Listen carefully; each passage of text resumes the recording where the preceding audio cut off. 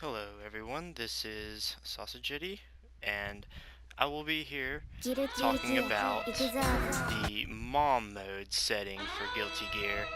It's a mode that not too many people really play or even know that much about, really, because I mean honestly it's not that popular of a mode, but I'm just gonna give you a little rundown of how the MOM mode works. I'm not too sure if many of you are familiar with BlazBlue or anything like that, but if you are, it's similar to the Abyss mode. The Abyss mode, which is like an endless fight mode where you continually fight and you keep your health bar, so it's like survival, and you grow your levels. It's kind of like that, except with MOM mode, you're not so much focusing on having to survive, because the good thing about it is when you die, you stay where you're at, so you don't have to start all over like you did for Abyss mode. I'm probably going to be referencing BlazBlue in the Abyss mode quite often, due to the fact that that's the game I'm personally more familiar with, but it's just something to kind of give you familiarity with how the two modes work together. So without further ado, let's get this started. Now, being as how great the PS4 is, I can't use my fight pad because it's an older generation one, so until I get a fight pad I'm gonna have to struggle with this controller. So yeah, fun. So as you can see, I'm gonna start this with Ramlethal. I'm not too great with her, so we're not gonna do this based off my skill or anything like that. So just bear with me. I'm mainly doing this to kind of show you how the whole MOM mode system works. Anyways, as you can see, I've already played as her a little bit, not too much, but up there in the top left corner, you see the stats with their levels and everything.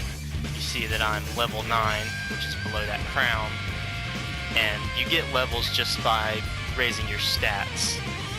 In this menu, you can purchase your different stats or your items to use and sell them. That's how you equip them. See, all your items have like a bare minimum for your stats. So for instance, this bomb right here, under level 1, you need to have the stats for level 1. So it's 0, 0, 0. That just, everyone starts out with bombs, so they can use it. Anyone can use it. But anyone can use any item in this mode, as long as you have the stat requirements. So it's probably a good idea to get items and such that have similar stat builds, so you don't have to waste your medals for different things. Which actually brings me to another point, it's the medal system. The older Guilty Gears, they had the medals for their MOM mode, but this one's a bit different. Your medals is your experience. It's what gets you your stat points. It's you get them throughout your fight, and then you'll get a chest at the end of each of your fights. And you gotta break open the chest by attacking it, or there's different chests, so they require different ways to open them. Over these characters right here, you see in that right window that it's just a standard looking gold chest. Those you can just attack 3 times and they'll open. And there's a few other chests, like up here for Chip right here, it has a little gray chest with wings. That's a chest that's flying, so you gotta do your 3 hits to a chest that's floating in air. Not too big of a deal. And I mean, there's a few others too. There's like I have a lot of these unlocked because Soul Bad Guy playthrough, have them unlocked, and they'll start over. So if you're starting it fresh, you'll probably only have like these few people right here unlocked. So I can't really show you the other chests on this realm because they're all locked. So until I unlock them, but the whole chest system, is kind of unique to it. It's just a way to get your medals. So at every chest, you have a slight chance of getting an item. See, like for Zato right here, you have a small chance of getting the Corundum Shield item. In the Soul, you have the Bomb, which you start with, not a big deal. And you know, some of them don't even have items; they just have medals. So you open the chest and you'll get a bunch of medals for it. And some characters have character-specific items, which I don't know if you're doing this for the trophies or not, but there's 2 trophies, one to get to rank 14 and one for owning every item. And you can buy most of the items in the game, but the character-specific items, like Milia's Secret Garden, you can't buy that item. You would have to unlock it through the chest. So Milia, she can naturally use Secret Garden. This is that little orb that you control. But if you have this item, then say with Ram right here, if I equipped her with Secret Garden, she would be able to use that move. It's pretty interesting.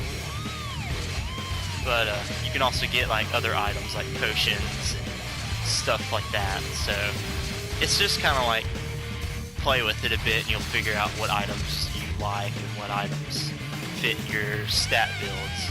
As you can see up in the top right, that 5,092, that's how many medals I currently have. And really that's not from my Ram playthrough, that's just moved over from my Soul Bad Guy. So that's another cool thing about M.O.M mode, is if you want to just start with a fresh character and just go ahead and give it a lot of good stat points from the get-go, you can play as one of your seasoned characters to get a bunch of medals and unlock a bunch of stat points for them. Get them strong just starting out, so you don't have to grind from the get-go. But another thing is, you see how Ino right here has a star over her, and then you see Mei has the metal symbol with the arrow over it.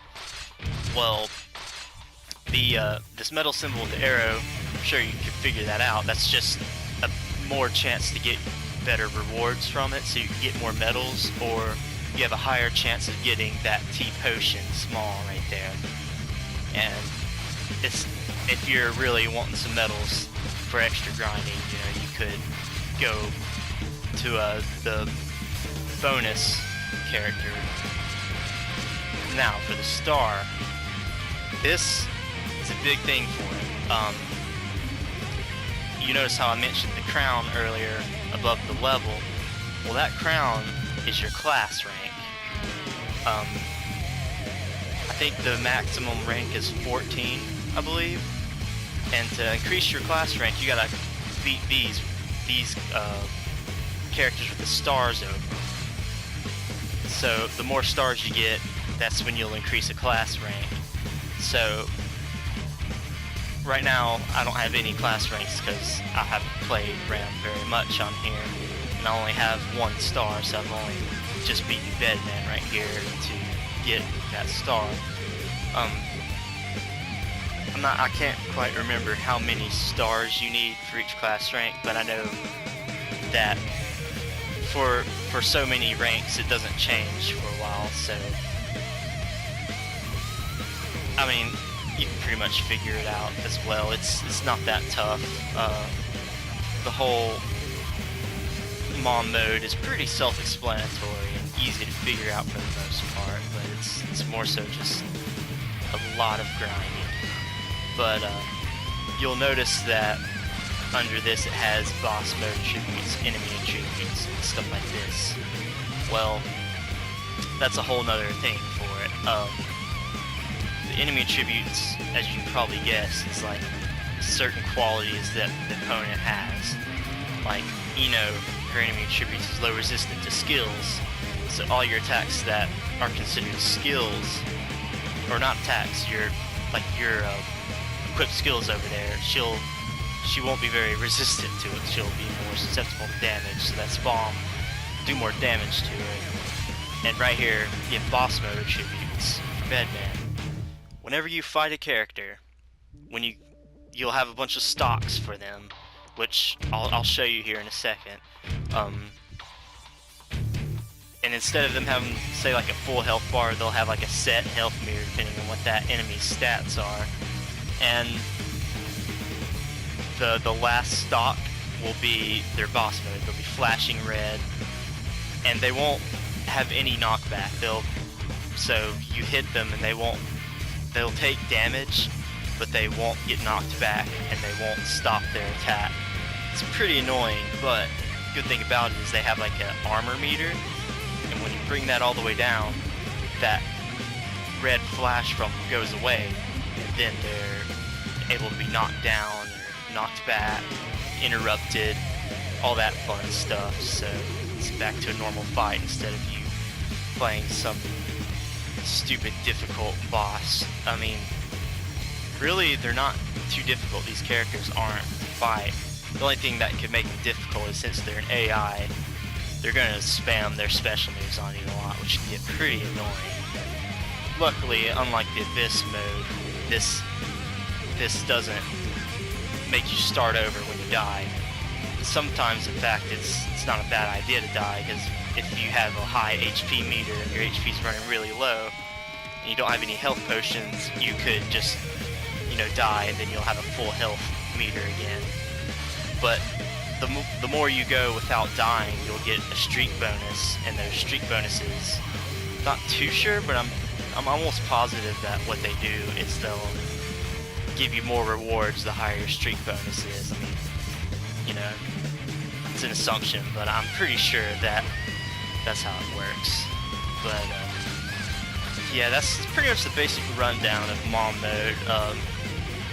My next video will be a more like actual gameplay of it, so you can get like a little hands-on look to it. But M.O.M mode's not too tough.